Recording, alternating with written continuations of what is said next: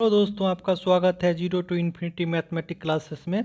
आज अपन लोग वर्क एंड टाइम का क्वेश्चन सॉल्व कर रहे होंगे, जो कि most important and repeated question है। आरआरबी एनटीपीसी 2025 सीबीटी 1 के रिपीटेड ऑल शिफ्ट एनालिसिस करने के बाद ये दो क्वेश्चन अपन लोग लिखे हैं।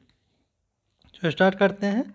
इसमें बोला जा रहा है ए और बी जो है किसी काम को आपस में मिलके ए और बी जो है किसी काम को मिलके जो है वो 20 डेज में करते हैं, और ए जो है उसी काम को करने में 45 डेज लगाते हैं।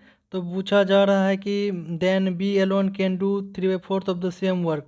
बी जो है पूछा जा रहा है 3/4 of the same work. Suppose मान लेते हैं डब्लू है, कितने दिन में करेंगे। तो इसके लिए हम लोग क्या करेंगे, हम लोग एक जानते हैं कि इफिशियंसी क्या होता है। Efficiency is equal to work per unit time होता है। सपोज अपने को टी बी निकालने, right, means time taken by B to complete 3/4 of work. अगर टोटल वर्क मालूम चल जाए और इफ़िशियंसी ऑफ बी मालूम चल जाए, ये दो मालूम चल जाए, तो थर्ड क्वांटिटी थर्ड वेरिएबल खुद निकल जाएंगे, राइट। तो इसके लिए हम लोग क्या करेंगे, टोटल वर्क डन निकालेंगे। टोटल वर्क डन कैसे निकालते हैं, 20 और 45 का एलसीएम लेंगे, सो टोटल वर्क डन आ जाएंगे। और 20 इज इक्वल टू क्या लिख सकते हैं एलसीएम निकालने के लिए, 5×4। और 45 को क्या लिख सकते हैं, 5×9, राइट। सो यहाँ से कंपेयर करें तो क्या आएंगे इसके एलसीएम, 5×4×9, राइट। सो यहाँ से क्या आ जाएंगे 20, और 9 को मल्टीप्लाई करेंगे, that is 180, right. 180 unit work हो जाएंगे ये। तो अपन यहाँ 180 लिख ले रहे हैं। और इफिशियंसी इक्वल टू जानते हैं वर्क पर यूनिट टाइम होता है। सो ए और बी आपस में मिलके दोनों का इफिशियंसी कितना होगा, 180 divided by 20, that is the 9। So 9 unit. A और बी जो आपस में मिलकर 9 यूनिट पर डे काम कर रहा होगा, और ए जो है कितने काम कर रहा होगा, 180 divided bye 45। So I think 4 हाँ 4 कट कर रहा होगा, यस। तो यहाँ जाएंगे 4 यूनिट पर डे। तो 4 यूनिट पर डे यहाँ से आ गया। तो यहाँ से क्या आ गया, ए और बी दोनों का इफिशियंसी आपस में मिला के 9 हो गया, और ए का जो इफिशियंसी है 4 हो गया। तो यहाँ से हम लोग क्या निकाल लेंगे, बी का इफिशियंसी 9 - 4, ए की वैल्यू यहाँ पुट कर रहे हैं। तो बी का वैल्यू यहाँ से क्या आ जाएगा, 9 - 4, यहाँ से क्या आ जाएगा 5। सो इफिशियंसी ऑफ बी मालूम चल गया। अपने को टी बी निकालना, तो वर्क डन भी 180 यूनिट पता है, लेकिन निकालने कितने, क्वेश्चन पूछा था 3/4 ऑफ द सेम वर्क। तो बी का काम क्या हो जाएगा, 3/4 ऑफ टोटल वर्क डन। तो टोटल वर्क डन कितना है 180, राइट। सो यहाँ से क्या आ जाएंगे, अगर हम लोग इसे 4 से कट कर रहे हैं तो 4 again 16, so 20, so I think 5 हम कटेंगे, सो 45। सो बी अपने को क्या पूछा, 3×45 वर्क करने में कितने टाइम लगेंगे। सो इफिशियंसी बी के कितने 5, राइट। तो यहाँ से बी के इफिशियंसी यहाँ पुट कर दिए। वर्क डन कितने 3×45, 3 × 45। अगेन टी बी निकालना है, सो टी बी की वैल्यू यहाँ से कितनी आ जाएगी, 3×45 डिवाइडेड बाय 5, ये 9 बार में कट कर रहा होगा। सो यहाँ से आ जाएगा 27, right. So time taken by B to complete 3/4 of the same work will be कितना होगा 27। So we are moving to the next slide.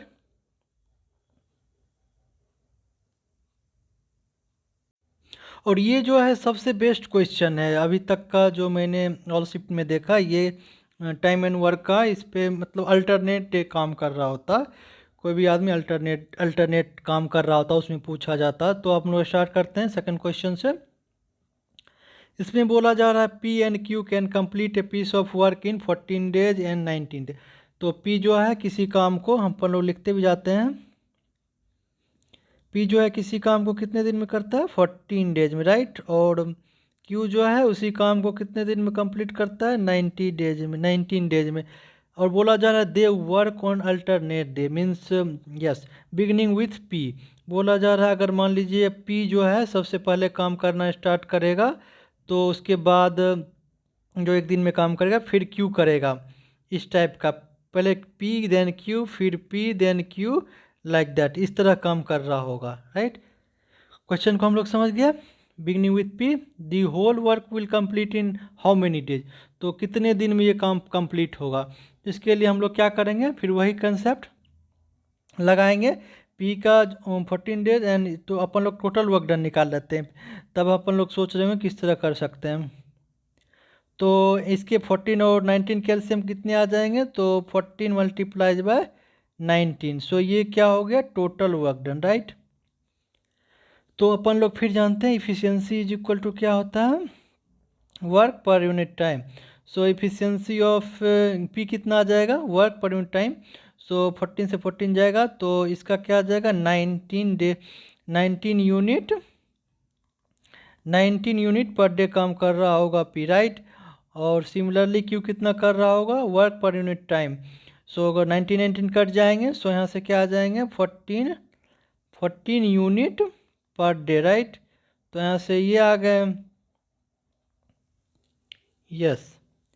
अब यहाँ से हम लोग क्या समझ गए, पी जो है 19 यूनिट पर डे काम कर रहा है, क्यू जो है 14 यूनिट पर डे काम कर रहा है।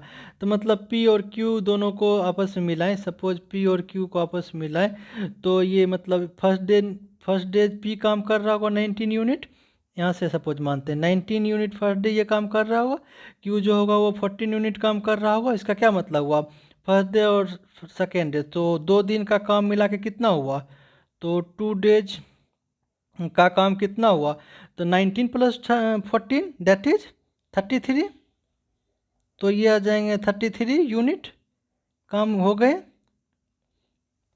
यस। तो 2 दिन में कितना काम हुआ, 33 यूनिट हुआ पी और क्यू को मिला के। अब क्या सोचना पड़ेगा अपने को, और 14 क्रॉस 19 को मल्टीप्लाई करें तो यहाँ से कितना आ जाएंगे, अगर 14 को 19 से मल्टीप्लाई करें तो यहाँ से आ जाएंगे 266, तो आप लोग मल्टीप्लाई कर लेना, हम लोग 4 इस कर दिए, तो 266 आएंगे काम टोटल।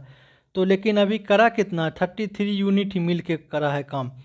तो हम लोग यहाँ से सपोज अब ऑप्शन देखते हैं, ये 14 आ रहा है फर्स्ट वाले ऑप्शन में, क्या दिया 14। तो अपन लोग अगर सपोज इसको डे को 7 से मल्टीप्लाई करें तो काम में भी 7 से मल्टीप्लाई करना होगा।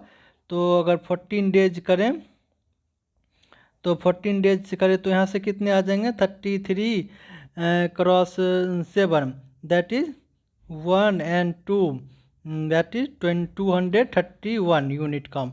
तो यहाँ से 231 आए, लेकिन ये 266 टोटल काम है।